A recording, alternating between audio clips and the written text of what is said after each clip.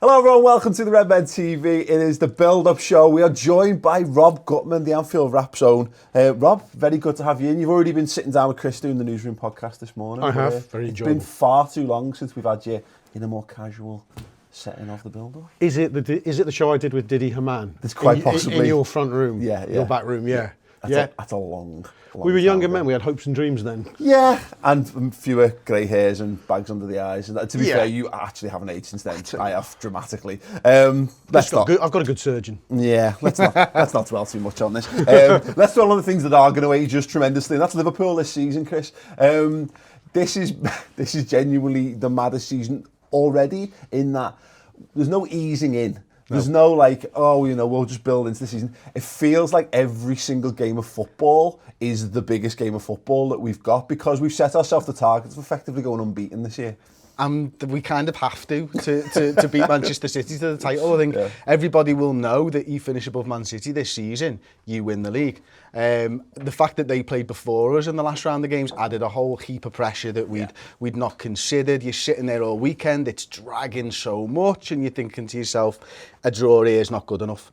And it's going to be the same this weekend. I'm at the point now where I would happily do this baseball style, right? And just play 38 games in 38 days almost. Maybe a couple of days off. Just be done with it, yeah.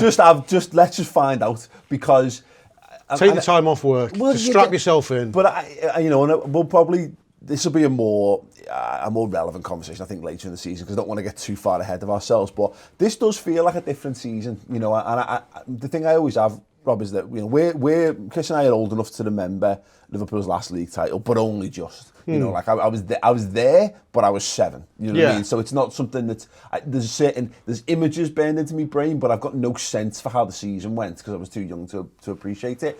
This does feel, I don't know, but I've got no point of comparison. This season feels similar to maybe 2008, 2009 in some regards, because I thought we had a great team and I had a little bit of expectation that year. But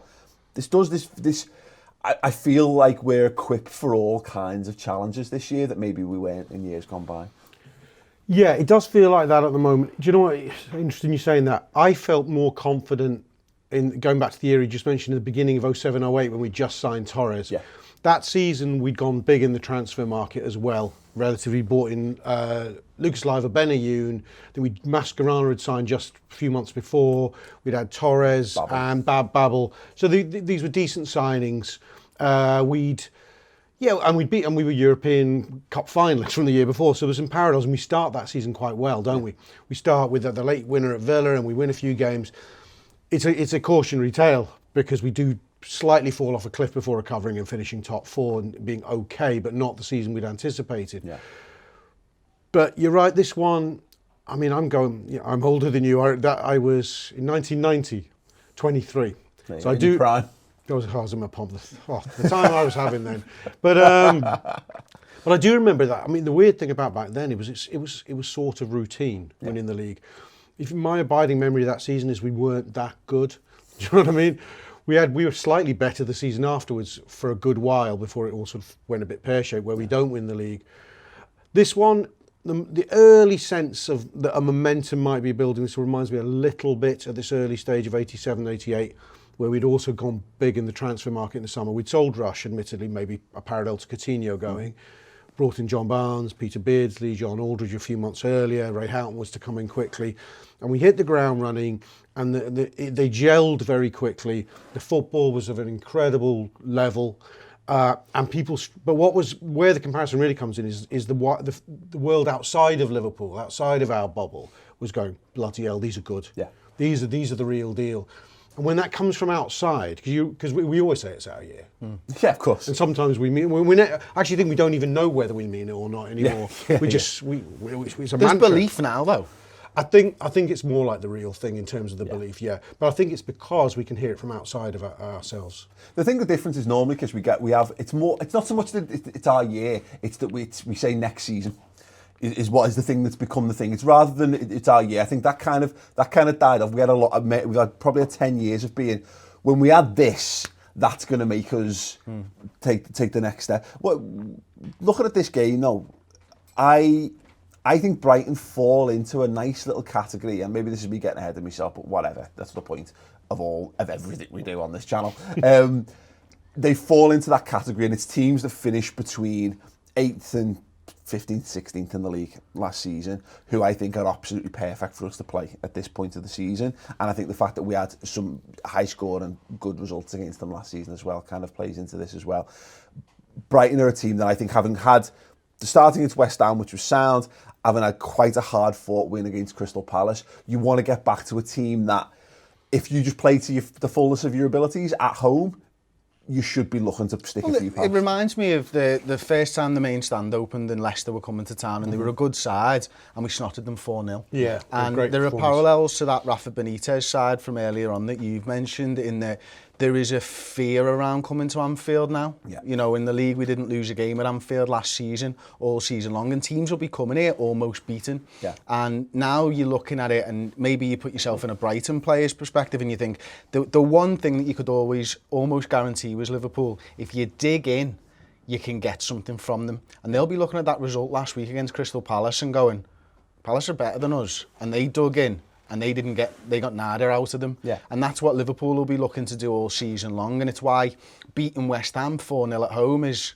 something that they'll be looking at and going, there's no way we can compete with this. Not when they're on song, not when they're in front of that Anfield crowd and they're playing like that and the pitch is big and they're spreading the play quickly. Yeah. We're going to have to be at our absolute best to get a draw here. But does that play into our hands though? Because there's still question marks over whether we can put teams to bed when they really do dig in. I mean, those question marks get less and less with every game that we play, of course. But do we, you know, are we do you think we're there yet? Because like Man City are there. Teams come in and dig in against Man City and they go ahead. They've got their hands together and put them away. If you disregard the Champions League final, Liverpool have just carried on. Yeah. There has been we're playing the same players pretty much as last season. Admittedly, Gomez is now coming in and Alisson's at the back. But this is just the side that's just picked up where it's left off. Everybody else seems to be going through change at the moment, whereas we will evolve throughout the season and get better. But our level is exactly as it was at the end of last season when we were going to the Olympic Stadium in Rome and getting results. That's a good point. Yeah, I mean, it's, you know, Liverpool watching against the bottom 13, if it's felt like a familiar experience, hasn't it, to all of us for decades now, post the glory years. I'd say let's pick a sample of 6 matches against the bottom 13. You'd expect Liverpool, any incarnation of Liverpool, to win 3 of them at Anfield quite well. Yeah. 1 to be a struggle, and it could go either way in terms of a draw or a home win. And 2, we just don't break them down. And it's utterly frustrating afternoons. 40 shots, no goals. Yeah, exactly. Disallowed goal, and that's your only. That was your turn. Remember that Stoke Steven Gerrard game where he stuck on dead early and it got disallowed? It's like, guys. Yeah, amazing amount of shots. You felt last season, because our record against the top 6 is a reverse of what it had been the year before, but it's probably our best season against the bottom 13 in living memory. I don't have stats in front of me, but it was. And I think, I don't know what, but I think we probably routinely beat 5 out of, 5 to 6 ratio against the, let's call them the crap, right? So we've got to go there full of confidence. You used to have to sort of rely on a little bit of luck to break a team down. I'd slightly calm expectations in as much as I think against Palace, although I think you look at the game as a whole and a lot of individual performances that we did well, difficult place to win, we defend well, we see it out. There's so many positives.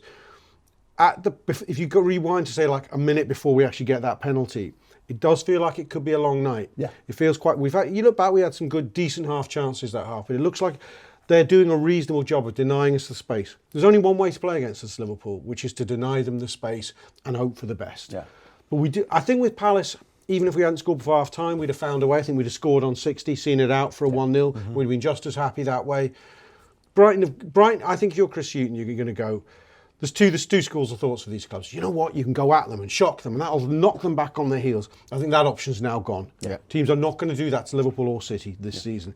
So I think you're going to go, what we're going to do, we're going to have the low block, concentrate the fuck out of it, but we do need a bit of luck. We don't need Liverpool to score one from a set piece and make it easy for them. Just don't make it easy for them. I think this could be.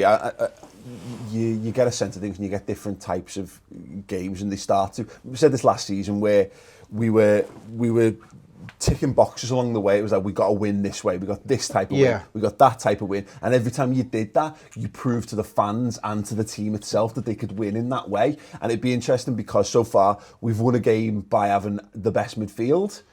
We then beat Palace because I thought we had the best defence. And it's maybe we're due a game where either the attacking midfield steps up and does something for us in this game, or this could be the game where Mo Salah and Firmino are back to their best. But I feel like we're gonna need something like that. You know what I mean? Everyone's gonna need to be a bit more free flowing, I guess, to get this game underway. We're going to have the lads talk through their preferred 11s in a minute, but I think the big question for this one, Chris, is going to be the midfield again, isn't it? It's forever going to be. I think we're reaching the point where, at the minute, given Lovren's fitness situation, the back five picks itself pretty much. But, and I think we'll see whether this is borne out when we see the preferred 11s in a second, but the midfield's always the difficult one with this side and with Jurgen Klopp. It was why I'm so bad at the starting 11 predictions every week, is because he always changed that midfield. And it's the one thing, you know, last week. He got it right last week. It's why I got it right last week, because I actually thought he'd keep it the same. But I think for me, I've said this last season, it's the, you know, if you think of Liverpool Football Club or the team as a car, you know, the engine room is that midfield, and the car doesn't go anywhere if the engine's misfiring, and it's about making sure that you've got the right pieces to be able to give the attack a platform and protect the defence at the same time. So for me, you know, you're looking at it now, and I looked at Crystal Palace and I thought, James Milner looked a little bit tired there, and I want to protect him for later on in the season. So I'd imagine that maybe he's the guy that goes out. But you need to actually keep legs in midfield, because every blade of grass, sideline to sideline, they're up and down the field all the time. So that's the area of the field where we know we're going to see rotation more than anything, because it's the area of the field where they work the hardest for the team. Yeah, absolutely. And I think this might be the game, Rob, putting our Jurgen Klopp hat and glasses on for this one, where he probably does. You know, that midfield, I think it was perfectly justified in keeping the midfield the same between the first two games. Yeah. But this is probably a situation whereby a combination of looking to get fitness, looking to get minutes in the legs, and also looking to save, keep a couple of guys fresh. However, this probably is the game where he goes, oh, okay, I'll shuffle me pack a little bit for this one. I genuinely don't know. Is my take on this. About what you both said, I totally, yeah. If that's what happens, that's why, and it's perfectly reasonable to say that. But I could equally convince myself that he goes, no, same again. I think he's often a manager. I think people think he's very calculating. It's all mapped out in advance. I think he discovers formulas, and he goes, that worked. Yeah. Let's go with that. I remember the first sort of famous front three setup he had, which was 2 seasons back, Coutinho, Mane and Firmino. He almost discovers that in pre-season. It's a strikerless system. We forget that now, that actually Firmino wasn't considered a centre-forward by us. So it's a strikerless system. He discovers it in pre-season, I think because of international issues. I think either Sturridge is injured and Origi maybe delayed comeback or injured, so he doesn't have any strikers. So he picks those three and it works really well pre-season. It goes into the season and sticks with it. Now, because of Henderson coming back late, Fabinho maybe not being ready to be blooded yet, arguably, he goes with almost a midfield he has to pick first, doesn't he? Wijnaldum at the base, Milner and Keita. And he'd done that in the midweek before against Torino, and it looked good. And it looked good against West Ham. And I think he thought, I have to do that again. It must have been tempting to go with Henderson at Palace, but he didn't. Yeah. He went with Wijnaldum again. So I think he'd be very, very tempted to go, it ain't broke. It's not technically there's a week between games, so we go again. And let's see we'll keep going again until it doesn't work. There's an argument for that. But by the same token, there was an 8-day gap between the first 2 games, 5 days, which I take your point. Milner does come off maybe looking leggy. Henderson will be champing at the bit. Yeah. He wants an excuse to get Henderson in, I think. Yeah. So, yeah, on balance, he probably does find a space for him. Absolutely. Well, we will talk through the preferred 11s in a moment. Before we do, as mentioned at the top of the show, Chris sat down with Rob for the Newsroom podcast. Fascinating stuff. Here's a little clip. Yeah, I mean, I started this season, so you settle down for Leicester Man U as the opening game, and United go and win, and it feels like you've had a kick in the teeth already. The City winning, both their games a kick in the teeth. Chelsea beating Arsenal, you wanted a draw. So I was saying to my lads just before kick-off, I said, we haven't had a result go our way. Well, actually, before the Brighton United game, not a single result had gone our way. The only good upside to this is, though, is that you actually get more football for your money. Yeah. So, whereas it's not just Liverpool once a week or 1.5 times a week, you've got about 3 or 4 other games you can bed in, go down the pub to go, I'm looking forward to this, on the off chance it goes your way. Unfortunately, it doesn't too often. That's the only downside. Well, that's it. And that's sort of, you think about it and you think, well, there's about 120, 140 games that matter to Liverpool this season. It's not just 38 games anymore. And obviously, you know, we're going to be in other competitions as well. Cool. Yeah, you can get that on the redmentv.com. Sign up. It's free for the first month. There's loads of other brilliant stuff. If you're literally the only person in the world who hasn't yet seen the Jurgen Klopp interview yet, get on there. Fascinating stuff, brilliant stuff, of course, because, you know, I'm in it. Let's get into it then. We obviously got some rather sexual graphics that come up on the screen for this one this time around. Chris and I have gone for exactly the same. What have I signed up for? We've gone for exactly the same preferred 11s here, Chris. It's hardly surprising, really, is it? Who knew? No, I know. Who knew? But in terms of what the options are, I think what's interesting is what you've gone for, Rob, though. You brought Fabinho in and you bring in Shaqiri into the midfield. Is this just a fuck it, I'm going for it kind of situation? It's not what I think will happen, but it's sort of the midfield. No, but you're the manager for this. This is your preferred 11. This is what you'd like to see. It's sort of the direction I think we were going in pre-season in terms of Klopp's plans early in pre-season. I think he was bringing in Fabinho, and I think the bonus he wanted was he didn't know quite Fabinho's level, but he was a star at Monaco, a fulcrum of that team. So I think in an ideal scenario, he proves to be better than Jordan Henderson, because what a luxury that would be. Yeah. So the best imaginable version of Fabinho for me starts at the base, because I think Klopp's dreamt it that way once upon a time. I think if Fekir had signed and hadn't failed that medical, he would be lining, regardless of the Henderson-Fabinho debate, he would be lining up for a game like this alongside Naby Keita. Yeah. Mm-hmm. Because that's the midfield I think he dreamed of. The 2 number 8 system, sort of, or 8 and 10 system. We talked about how City don't care if you low block them, they're just going to throw bodies at you. That's because they play effectively with the front 5 and they back themselves that no one's coming out against that front 5.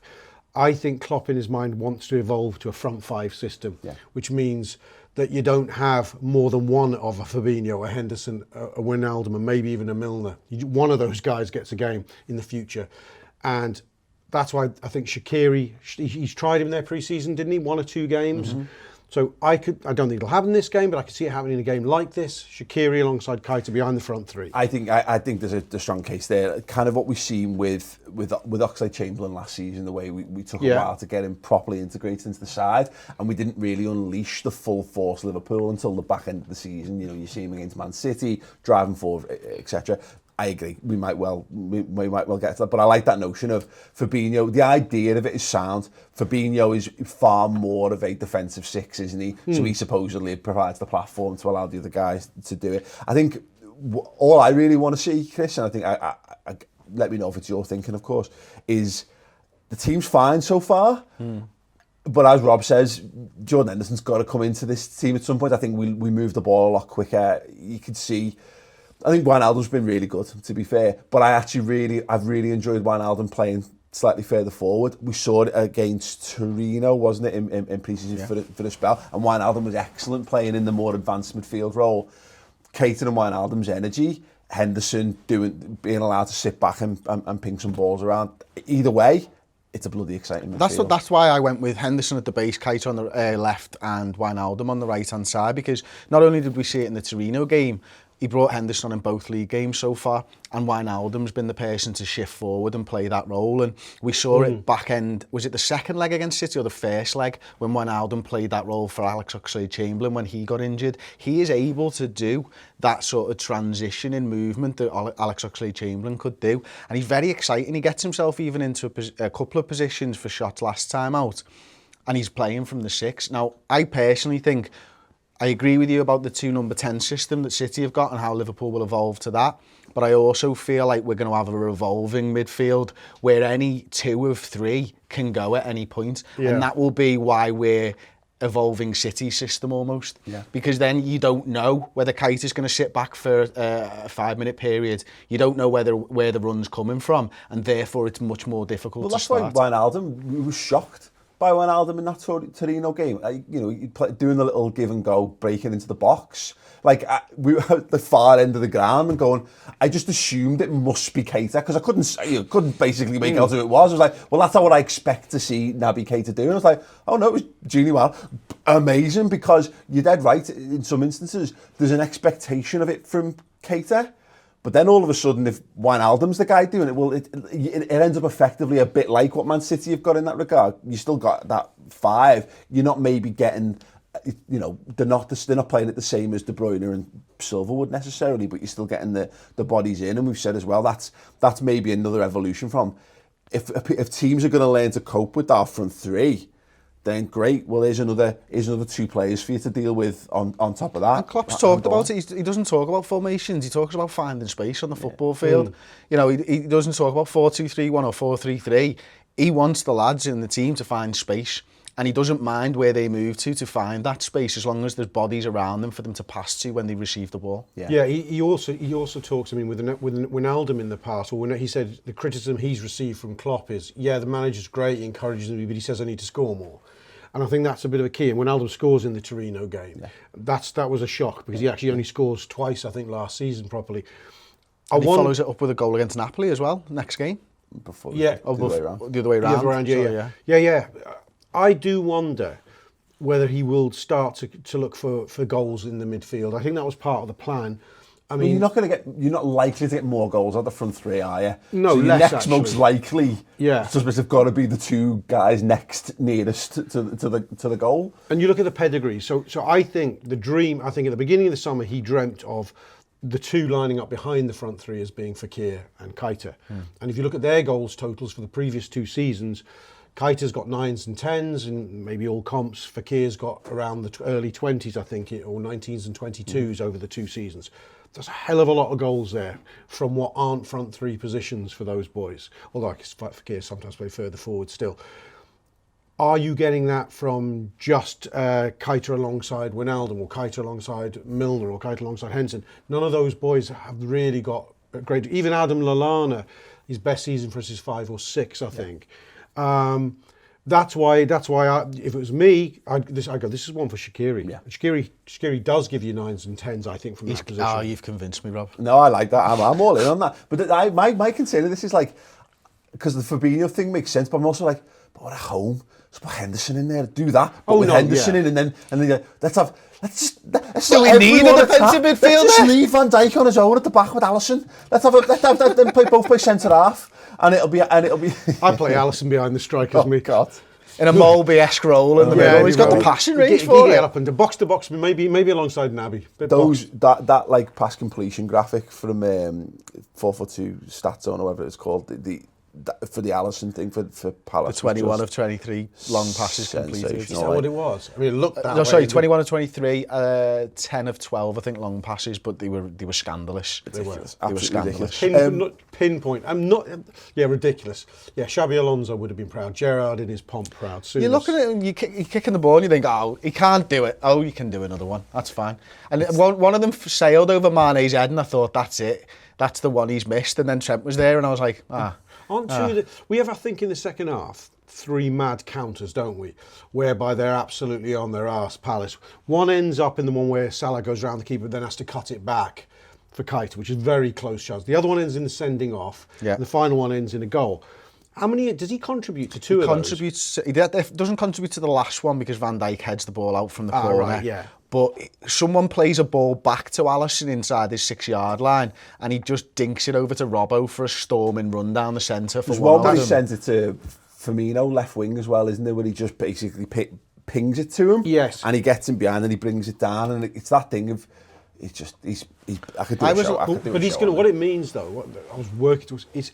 That's a goalkeeper that's going to give you points. And I don't just mean points because he's going to dig you out with a last-minute save like De Gea will, but he's going to get you goals. There's goals in him. That's mad to say about a goalkeeper. This is the thing, isn't it? You know, we're in this situation now, and people are cottoning on to when teams play out from the back, what you do, and that's why it's hilarious watching Arsenal trying it for the first time, because they are so far behind in the development of how you do that. That when you're learning the basics, everyone's got the basics like internet for dummies, isn't it? You know what I mean?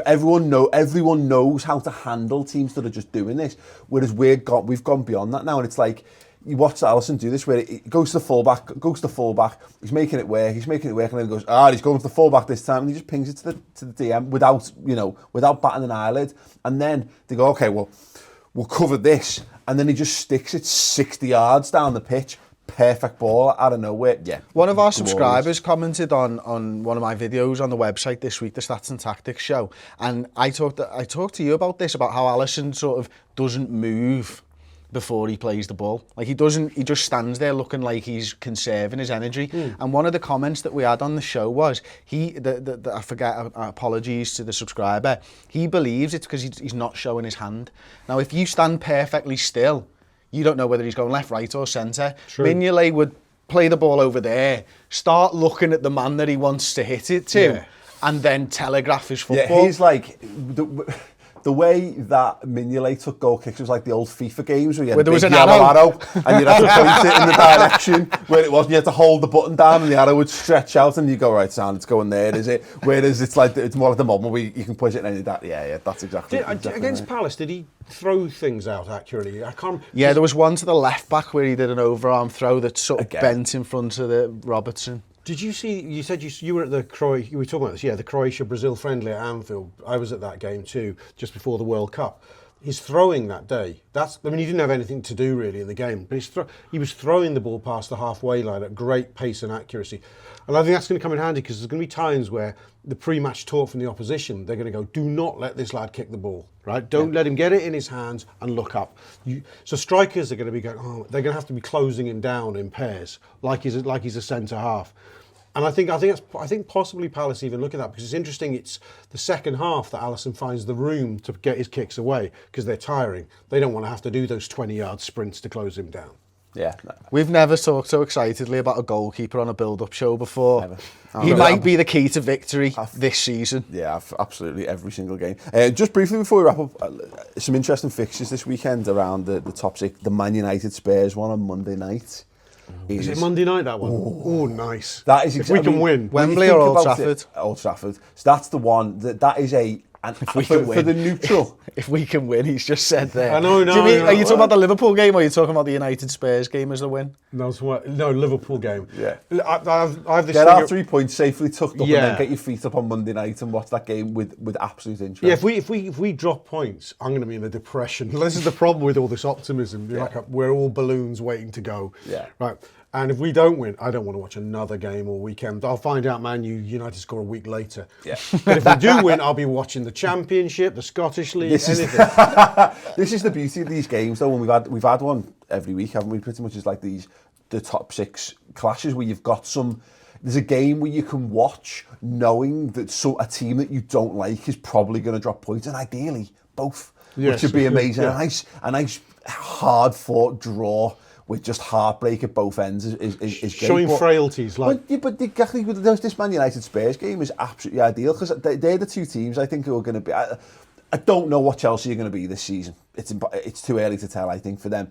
But Spurs and United, they've got every chance their fans are thinking... They've got eyes on second place. We're very much like, well, we'll definitely finish at least second this season, blah, blah, blah. Yeah. Their fans think exactly the same. And I know the Man United fans are more on edge at the moment, which is what makes this even more lovely than ever. Because if Spurs win, then Man United go into complete and further meltdown. But Spurs have it's been bubbling under for them. So if United win, bearing in mind that everyone's looking at United as the crisis club, Spurs go into absolute meltdown off the back of it, but it also doesn't fix Man United. So, the Chelsea-Arsenal one was the first of those we had the other week. I didn't want Chelsea to win it, but the manner of their win was satisfactory in that they were wide open. Yeah. They were a little bit crap.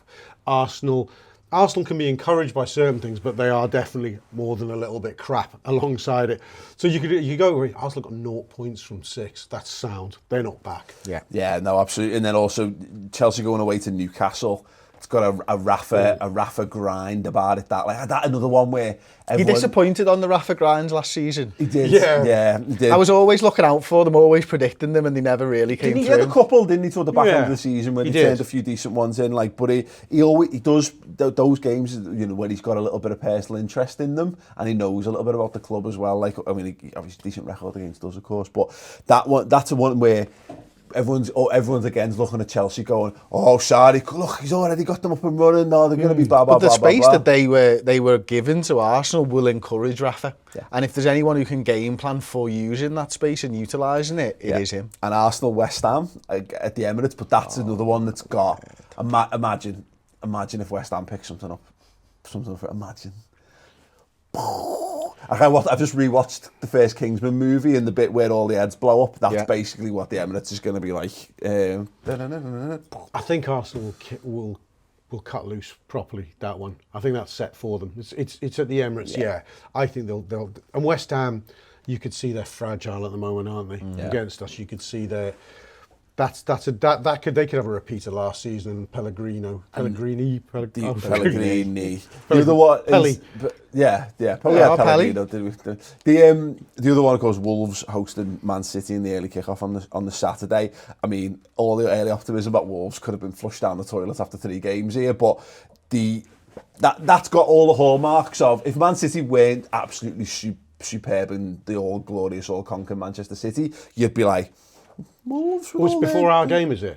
Oh, imagine. That's